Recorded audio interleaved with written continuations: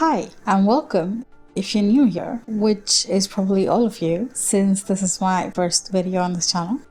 So it turns out I accidentally stumbled on something so important that I felt the need to create a whole new channel just to get this information out. The title might have already given you a hint, but I'm here to talk about why the next rover is actually Electro Rover. That's right, the next rover is not Fusion Rover or Glacio Rover, but Electro Rover. Well, that is, if my hypothesis is correct. So let's get on with it. As most of you might have already noticed, everything in Wuthering Waves is made up of black holes. This is a black hole. This is a black hole. This is a black hole. This is also a black hole. That right there is also a black hole. As you guys know, Wuwa is a game that is based on sci-fi. That is something that the devs have always put an emphasis on. And even just basic research can tell you that one of the things that they focus on are the principles of quantum mechanics and obviously on black holes. It is like basically the driving force of this game and where a lot of the in-game lore is based on, which got me thinking. Like clearly there is a very repetitive pattern here and it's it's like they really just want us to take notice of something that is right in front of our eyes. So I sort of went down on a rabbit hole and, well, a black hole, and tried to see what exactly were they trying to tell us. And then I stumbled on something very interesting. I think a lot of people have the perception that the attributes that Rover seems to unlock are very randomized and don't have any logic behind it. However, I think that is not true. There's clearly so many times when the devs have hinted at something quite early on in the game and we took it as something random, only for it to become a whole plot point later down in the recent patches. Which is why it made me think that all this focus on black holes was not random, but something that was very deliberate. And it's actually interesting how looking at just this one thing gives you an idea of so many aspects of this game. Like this really is like the core of this game. Everything relates back to this one core point of this game. So, what if I tell you the attributes Rover gets isn't random? And not only are they not random, but what if I tell you we can predict the rover's next attributes by looking at the structure of black hole? No, really, stay with me. Over the course of this video, I'll explain to you my hypothesis of the next rover being Electro and what I've discovered about the storyline so far. Here is the hypothesis. Rover's attributes can be predicted by looking at a black hole. Looking from the outside in, the rover's attributes in order should be Spectro, Havoc, Aero, Electro, Fusion, and Glacio. In order to predict what attribute Rover would gain next, first we needed to know what attributes even were. While I was trying to predict what element Rover would next be, I was actually having a lot of trouble. Because like most other people, I too could not understand Wuwa's attributes. Until I stumbled onto this genius post by this genius person, which actually helped me understand what Kura was trying to do, or what the devs were thinking. But the thing is, Wuwa's attributes are not based on elements, or elemental phenomena, but rather Wuwa's attributes are based on scientific concepts, or scientific principles. So Spectro is an attribute that relates to photons or a light spectrum. Havoc is desecration or annihilation. Actually, Havoc is an attribute that is based in the world of Wuwa It seems to be a purely in-game attribute that is made by the devs. Aero relates to aerodynamics, that is the movements of objects or atoms in fluids. So Electro relates to electrons and quantum electrodynamics. Fusion relates to nuclear fusion and vaporization. Glacio relates to condensation and desublimation or deposition or freezing and crystallization. So Glacio does seem to relate to a bit more than the others.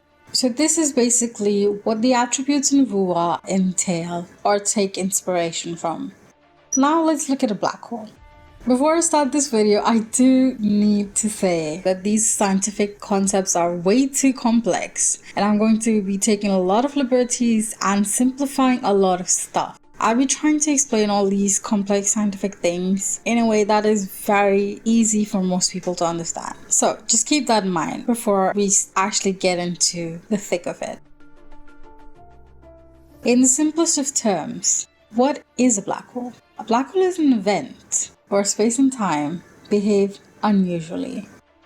Consider this. A star is orbiting around a black hole. It accidentally collides with another celestial body, which pushes it into the orbit of the black hole.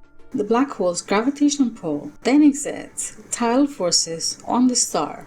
The side closest to the black hole starts disintegrating into tiny pieces. More and more of the star keeps getting pulled into the center of the black hole, causing a process called spaghettification. What is spaghettification? Basically, the gravitational force on the side closest to the black hole is more than on the side farthest to it. So the side closer to the black hole is pulled faster and faster until the object elongates and loses its shape. Then the star breaks down or collapses and starts orbiting around the black hole in a donut-like shape or donut-like way called the torus. As the particles orbit closer to the center, the extreme tidal forces break them down into dust and gas, which forms an accretion disk around the black hole. As some of the gases seek to escape this orbit, the tidal forces spin in an opposite direction, pulling them in. The gas and dust whirl around the black hole at super high speeds, releasing electromagnetic radiation in the form of X-rays, quantum radiation, and gravitational waves. Inside the accretion disk, matter flows in an inward spiral trajectory called a 10x line. The particles rub and bounce against each other, causing frictional heating, which radiates energy away.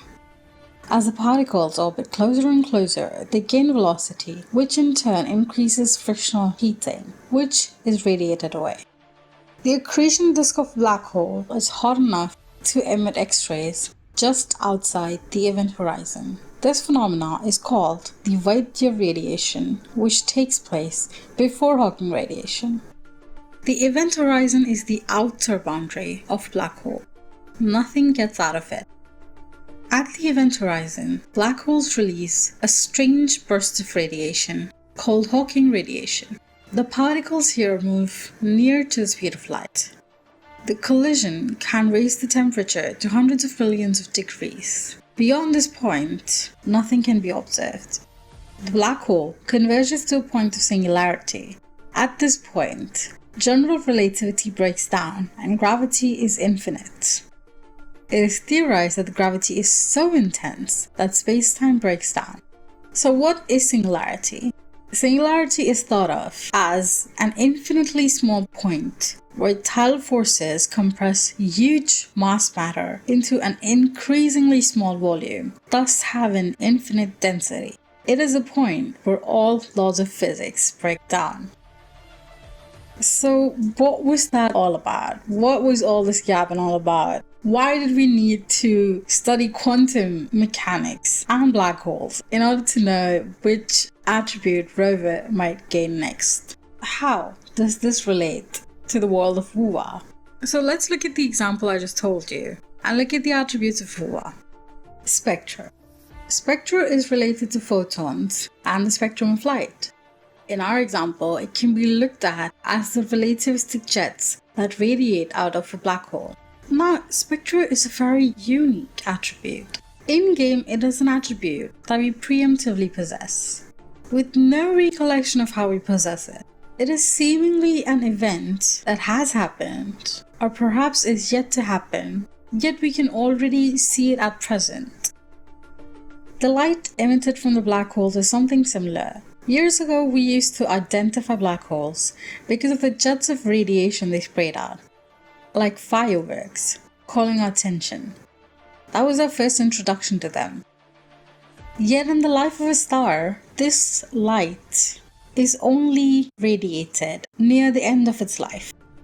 This is a first introduction to black holes. Yet further observation shows that the sparkle in front of our eyes belongs to an event that has already long passed. A star that is already consumed, letting out its last twinkle. Perhaps it calls to us to remember its dying breath and find out how it came to be. Havoc. The title / gravitational forces working on a star, ripping it apart, breaking it down into a million tiny pieces that orbit around the black hole in the shape of a donut. Each piece a morsel waiting to be consumed by the starving void. A Havoc in-game is an attribute that can decimate everything in its path, consuming endlessly, desecrating mercilessly, dragging your enemy to the void. Aero. Aero relates to aerodynamics, studying the behavior of matter in fluids. In-game, characters use their power to manipulate the flow of things around them, as well as absorb information given by the flowing currents. Just like the black hole sucks in stellar debris and gases, manipulating their flow in an inward spiral, like a whirlpool sucking matter into the center. Electro. Electro refers to the movement of electrons and electrodynamics at a quantum level. Since Wuwa is a game based on sci-fi, and due to its obvious focus on black holes, I theorize that a lot of their lore is based on quantum mechanics. Black holes and quantum mechanics are two inseparable peas in a pod. This is one of my hypotheses, and the core of all of my predictions. Supercharged particles in the accretion disk release electromagnetic radiation in the form of X-rays and radio waves and visible light. In fact, black holes were first detected through these radio waves. And how do we find out about Lahiroi? Through a message broadcasted on the radio. And how are frequencies recorded in Lahiroi? Through a cassette recorder. How do cassette recorders work? By converting sound into electric signals using a magnetic field. In the 2.8 main story quest, we're told the lamented Hanami starts from the Neon Tower. How do radio towers broadcast sounds to the world? To radio waves via electrons and protons. The 3.0 story quest is all about powering up the Helios sun that is made by the Star Trek Collective in the Academy. Beyond that, in phase 2 of the 3.1 main story quest, when we enter the Solaceum, we need to power up a device called the Heliogyre. How do we power it? Using light, and possibly the photoelectric effect.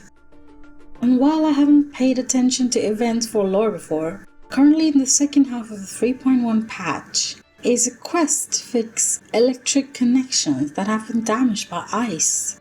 Also remember all the lore videos about Lahiroi mirroring Ragnarok. Well, guess we found a Thor. Beyond that, we also have 2 3-cost echoes right now that seem to have no purpose. One is the Glamoth that grants Glacio damage bonus to the incoming resonator. And second, a Twin Nova Collapsor Blade which gives Electro and basic attack bonus. The Glamoth could potentially be equipped by a Glacio sub-DPS that grants Glacio bonus to any incoming resonator, while the Twin Nova could potentially be reserved for an Electromune DPS that scales off basic attack damage. Of course, it could mean that the next rover is a Glacio sub-DPS. However, based on many leaks, 3.3 is said to have a Glacio sub-DPS Miko that is potentially Lucilla's best in slot. she could be the one to potentially use the Glamour Echo. Other than that, most of the character leaks are rumored to either be Fusion, Spectro, or Glacio, which means none of them are Electro, which only leaves our Rover to fill the gap and claim this Echo. I'm not entirely sure how Rover gains Electro yet. There's a low possibility of us fighting Elephant in our current state. We're simply not strong enough. I have a few guesses. It could happen when we fight against the rumored Trinodian Resonator, or we could fight the Shimmer, which is a harbinger of the Void Storm. I'm not entirely sure about that part yet, but I do know the next attribute is Electro, and this is my reasoning for it. Fusion. In Wuwa, fusion is about vaporization and also about nuclear fusion. It can also talk about reactions that are exothermic in nature, aka they release heat. Black holes release heat in several bursts through Hawking radiation. It is said to be the hottest point of a black hole, with temperatures that go up to several 100 million degrees. Also, most importantly, an event horizon is a one-way path. Nothing can be observed beyond it. There is no light. As you gaze into it, the void stares back at you. I struggled for quite a while about where I should place Electro Rover, because some of the principles and some of the concepts did seem to overlap or occur simultaneously, at least in my perspective. However, the one point that helped me decide the order is this. Nothing has ever been observed beyond the event horizon. Everything beyond it is pure hypothesis. This is the reason why I think Electro Rover has to be before Fusion Rover. Now that we know that the next location is Huanglong and we're going back to Huanglong, I'm guessing we might unlock Fusion Rover by the end of the Huanglong/Huanglong arc, which would set us up for a new arc in the new Federation. Glacio. At the center of the black hole lies a small point called Singularity. The gravity at this point is so intense that it condenses all matter into an infinitely dense point. And in Wuwa, Glacio refers to condensation, freezing, and crystallization. Since this is the very center of the black hole as we know it, it only makes sense for it to be the last attribute Rover collects. Since so little is known about Singularity, we can only theorize for now.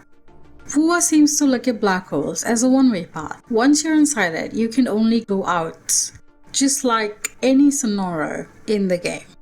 By that I mean is that it seems to be a gateway into a new location.